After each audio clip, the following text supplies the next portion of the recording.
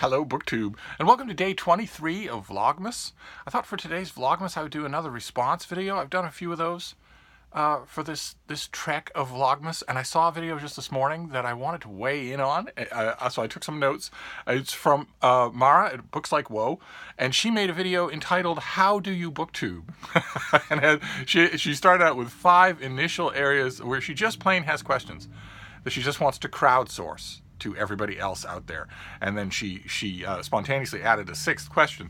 And I thought I would weigh in on those questions, since it doesn't take much to get me to opine. So question number 1 is, how do you think about what to use to film? Do you think about a camera? Do you use your phone? Do you use your iPad, or just the camera in your laptop?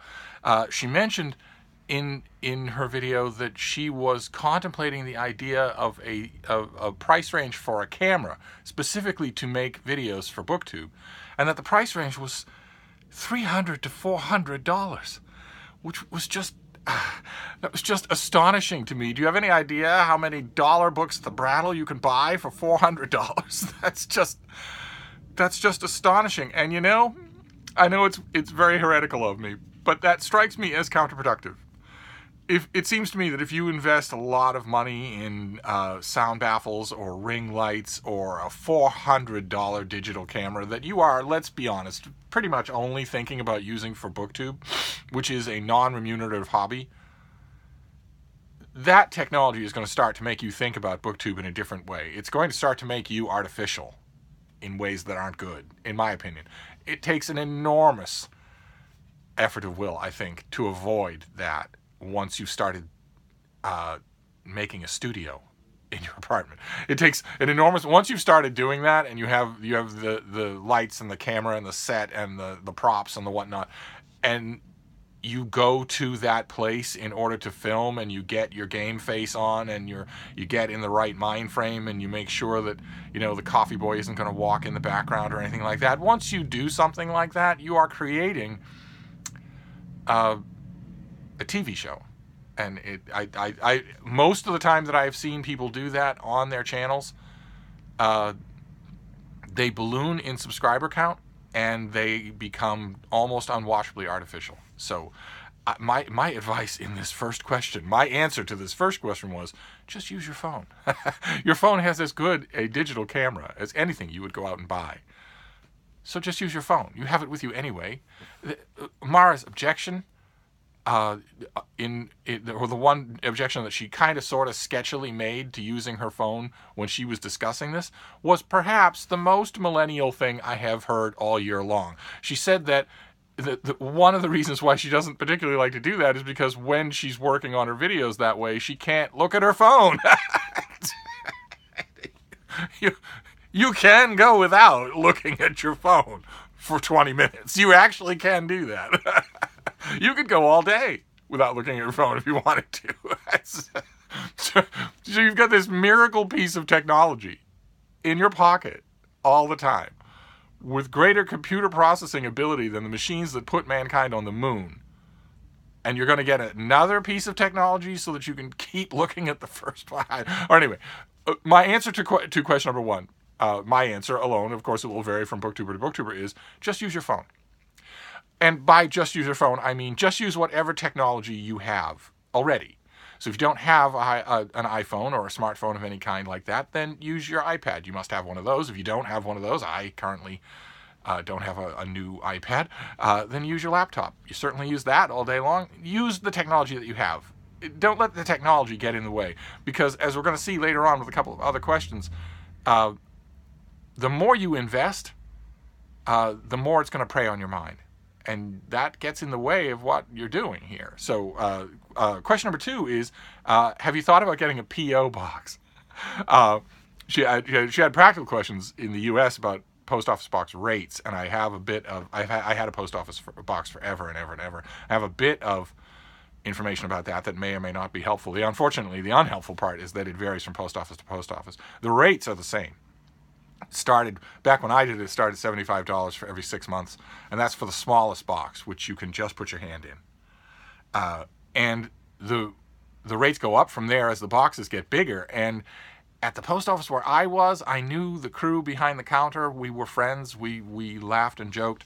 And I got, for years and years, for 10, 15 years, I had the smallest box, even though I was getting a mountain of books to that post office box. And they would just, the box itself, the physical box itself, was just sort of a reminder, a placeholder for where the mail would pile up, because they didn't care. But there was a time for about 6 months where a woman came in from some other state. She was just rotating through our post office, and she started complaining when I would go in with my slip. You'd get your slip in the box, you bring it around to the counter to collect your mail, and she would start to complain about how, these packages are much too big for this box. You need a bigger box. You need to pay for a bigger post office box.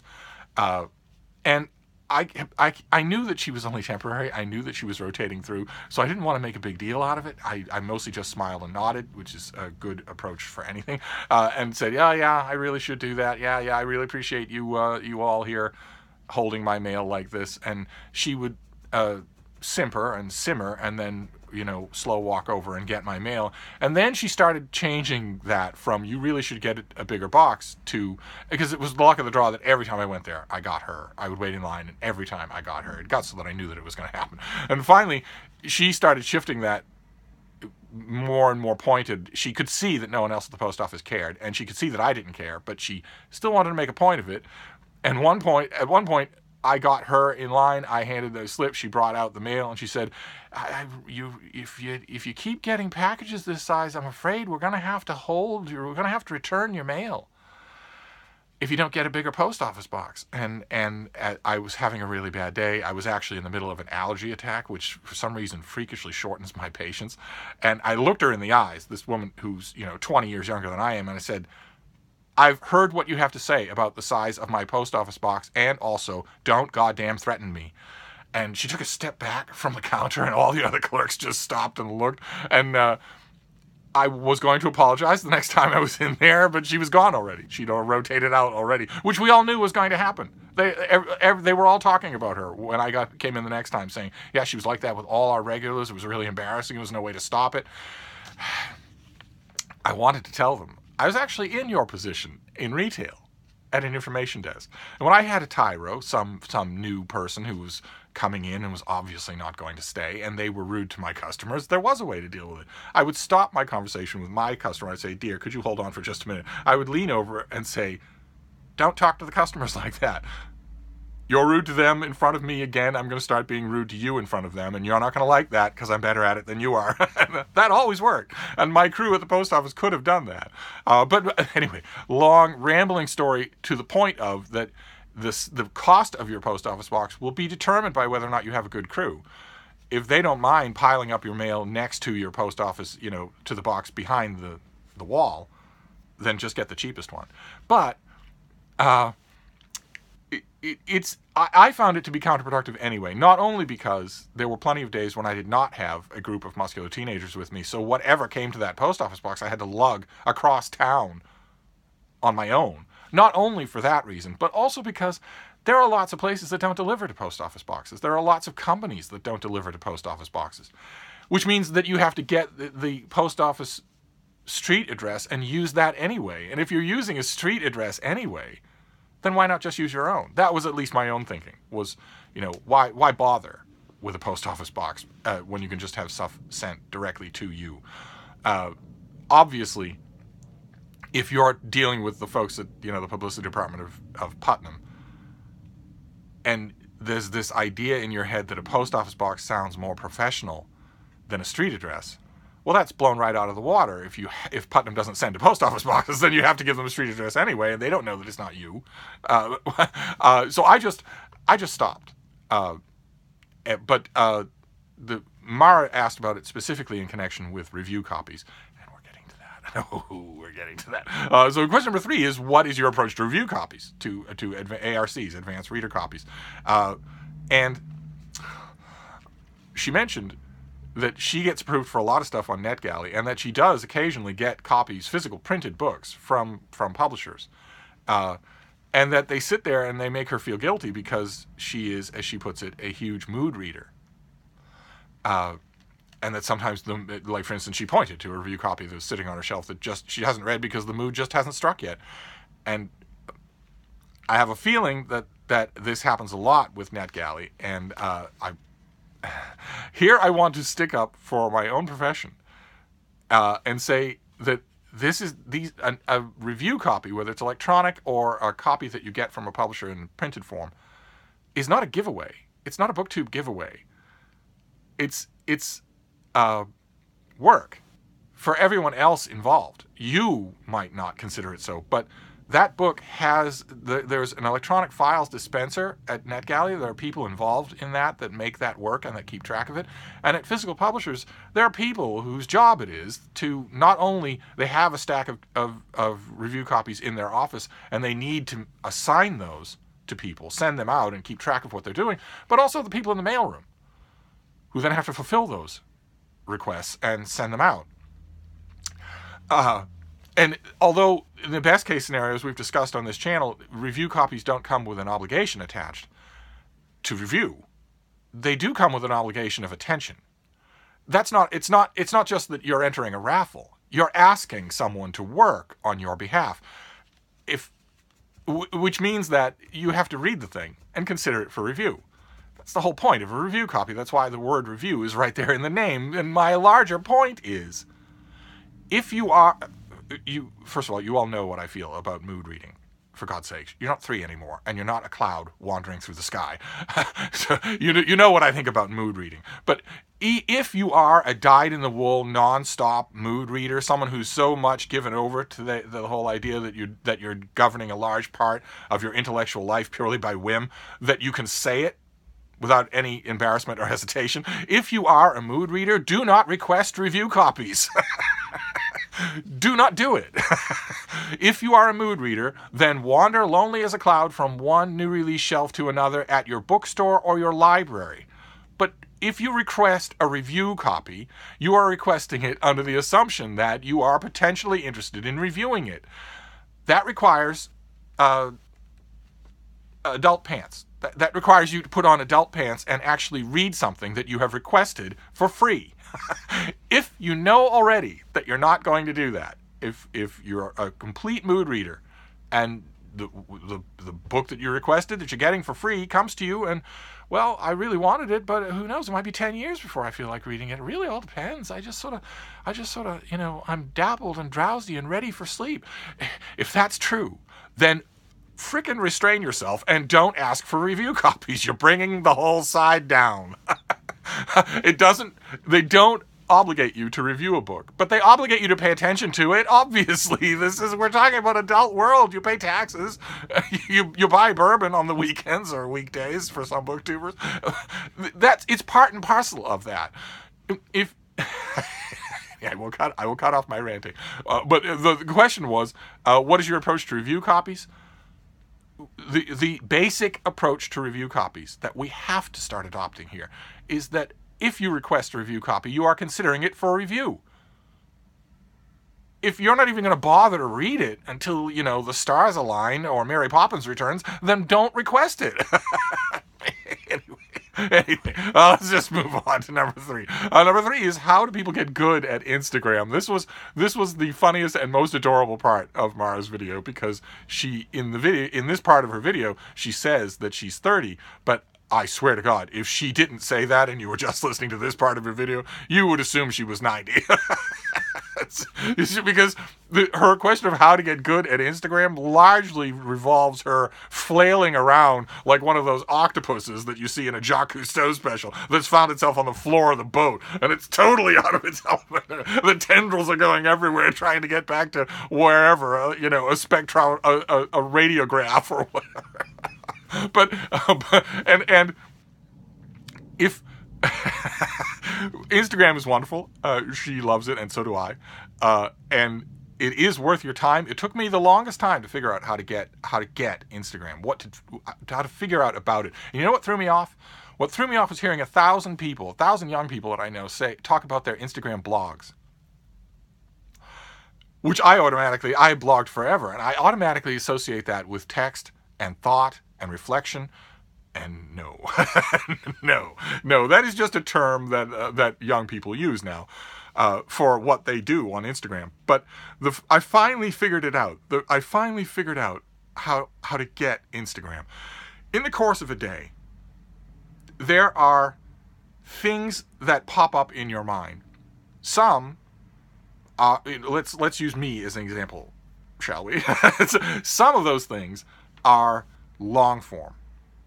Whether it's the fiction work that you're working on and a long scene has come to you, or a long encounter has come to you, or a long nonfiction work you're coming on, a 1,600-word review of the history of Afghanistan, for instance, or something like that. Some of those things in your day are long form. And then other things are shorter form, but not quick, not instantaneous. The other things are shorter form, but still informal and conversational. That's your BookTube video. Or your Vlogmas video, or your vlogging video, or whatever kind of video you make. Everybody has to make videos. You are a loser if you don't make videos, but because we all have cameras on us all the time now, and there's a marketplace for them that's right there. It's crazy not to, but that is your video. But also in the course of the day, things crop up that are much shorter than either of those two things, and those things are either verbal or visual. So I will be watching the news and suddenly I will think, all right, well, here's something that's completely absurd about this. And I can summarize it in one sentence. That's your tweet for the day. That's Twitter. Don't live on Twitter. Don't engage in flame wars on Twitter. Don't take anything personally on Twitter. But participating in Twitter is lots of fun, provided you are controlled about it. This whole cottage industry of new books about how social media is destroying our minds and making us all insane and poisoning us. That is 21st century speak. That is speech that is endemic to a century that knows nothing and wants to know nothing about self-control. Once upon a time, self-control was a universally recognized characteristic of being an adult. It was something you looked forward to doing. Not that you abandoned completely. Yes, social media is corrosive and horrible. If you exercise absolutely no self-control, if you do, then it can be absolutely wonderful. Certainly a wonderful way to spice up a dead moment. And those quick thoughts, hey, I just realized that if we take the Star Trek canon, the Star Trek movies as canon, Spock had a brother. And that his father is going through wives like nobody's business. That's a tweet. The people who follow you will be interested in reading that, and they may respond. And also during the day, little things will crop up that are visual. Little things that are visual. You will look, in my case, for instance, you will look at a book cover and realize, hey, there's a little something odd about this. It isn't worth writing about. It isn't worth writing long form about. It's just take a picture and post that on Instagram. That's your Instagram. Or if there's a visual moment in your life that will be gone if you don't record it. Mostly dealing with dogs and cats. That's why Instagram is full of dogs and cats. There you go. That's your Instagram moment. That's how I figured it out, and I love it now. I wouldn't do without it. I will. I am about to do without all of this stuff. but I like the separate vocabularies of all of these things. So that is how I do with Instagram. The rest of it, the mechanics of how to do the Insta stories and whatnot, you're going to have to figure that out, Granny. I promise. If you Google it correctly, the Google machine will be able to tell you how to do it. Or, you could abandon Google and simply ask YouTube. I know you did that in this. Mara does this in her video. But you could also go to the YouTube search bar and look up how to Instagram. You will get 100,000 videos that show you in exorbitant detail everything that you want to know. If I can figure it out, anybody can figure it out. Then question number 5 is, how do you deal with hate on your channel? And wearisomely, for a brief moment, Mara's not like this, but wearisomely on her channel, on this particular question, she did something I can't stand. She doesn't do this herself. She doesn't think this way, but too much of the social forum sphere of the 21st century does do this. Briefly in this question, she conflated hate with any kind of disagreement.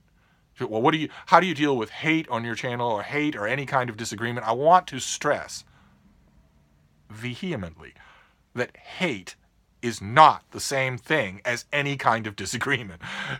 Disagreement is not hate. Hate is hate, and it's instantly recognizable.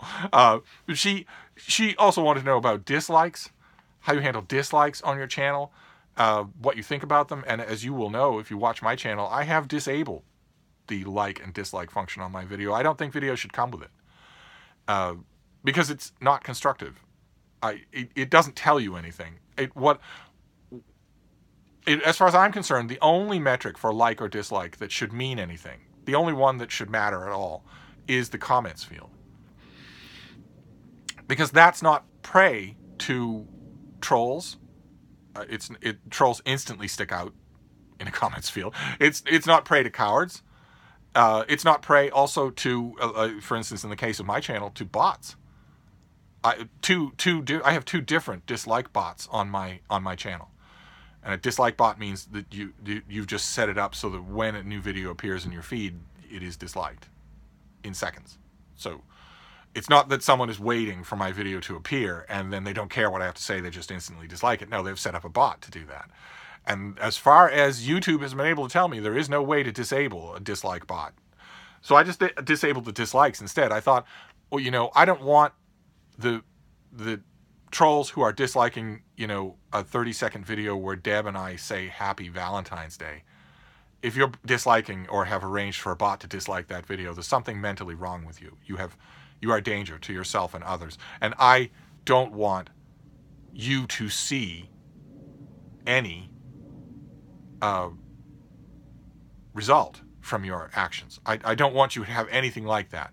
So I don't want you to see your dislike. So I disabled the dislikes and thought, well, you know, I'll just live with the annoyance of seeing the dislikes myself, but I don't want trolls to see their handiwork. And then YouTube Studio, the YouTube background studio or whatever, as you know, they revamped how everything looks and all the metrics of what you can see and whatnot when you go to your YouTube Studio. And it turns out one of the side effects of that revamp is that I can't immediately see dislikes on my videos. I would have to go hunting around for them in order to find out whether or not they were even there. So now it's a totally closed circuit.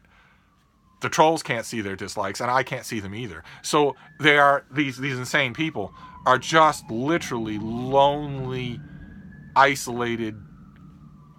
It's like they were in a ward on Dartmoor, where they're just thumbing at the wall. They can't see any result of what they're doing. I can't see it. No one can see it. They keep doing it anyway, and that's fine. I don't care if they rot in their insanity. But so that's why I got rid of likes on my channel. I already know that my videos are liked because we meet in the comments field and talk and exchange recommendations. That's fine by me. That is absolutely fine by me. I also realized just recently that I could see the view counts for my videos, which I guess is another way. But as far as hate goes, hate, literally as such, I mean, where somebody just comes in and starts a flame war, where they just come in and say, you know, you're ugly, or that's a stupid thing to say, or something like that. My response to such people, the first time they do it, is to comment saying, if you look around, you will see that this kind of juvenile outburst isn't going to get you anywhere. No one's going to like it. No one's going to second it. No one's going to make anything like it. If you look around, you'll see that's not the discussion that's going on here. You might have this area confused with, you know, the 8chan boards where you usually go. Kindly don't do this again. And if they do it again, I remove them. I block them from the site. That's a very different thing from people who disagree. People can disagree, and they can be quite abrasive about it. I don't particularly like it when people are abrasive in their disagreements. I respond much better when you're not. But I am a very opinionated person, and books are very personal. So I expect some disagreement, of course. And I can turn most of that around. I can turn most disagreement around into discussion. I have been doing something analogous to this for a very long time, and I love it. And also, the rest of you help a lot, because you have no more patience for somebody who comes in just to make trouble than I do. So that my answer to this question, well, how do you deal with hate, is different from my answer to how you deal with people who don't agree with you. Hate, no, I give it one chance. if somebody just happens on a video because they searched wrong on YouTube or something like that and they don't realize where they are, maybe this will end up being a place they will like. But civility, that's it. Civility or no. If you come to this channel and you say, hey, you know, I've noticed that you lie a lot. Why do you suppose that is? Or if you come to this channel and say, hey, you make really interesting content. Shame about the sexism. I'm not going to respond by saying, oh, how dare you? Prove to me that I'm a sexist. Show me where I'm lying. I'm not going to do anything like that. You don't show up in somebody's home and insult them directly to their face and then expect that First Amendment rights will allow you to keep doing that. No. If you're going to do that, you're going to get a warning and then you're going to get shown the door. But if you disagree with me, I want to hear about it. Those were Mara's 5 questions of how do you booktube. But then she came up with a 6th question, which is foreign to me. She asked what editing software you all use. And also, as a side note, mentioned that she's noticed that sometimes with iMovie, I think is the software that she said she uses, sometimes she notices that it gets a little bit boggy if she keeps completed projects on there too long. And this was all just foreign language to me. I don't edit my videos, and I cannot conceive of a reason why you would keep your edited videos. Why would you do that? Why would you keep them? She even mentioned putting them on a hard drive. Why would you do that? Google keeps them. It takes a huge amount of effort to get rid of them.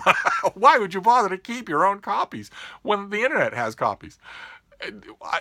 So question number 6, I don't know. Of course, I would love to hear from the rest of you, the same as she would, what editing software you use, what your actual process is. In her case, I think she wanted to hear it so she could get maybe good ideas. In my case, it would just be hear tales of a strange and foreign land. I would love to know what the actual process of getting your video to me is like.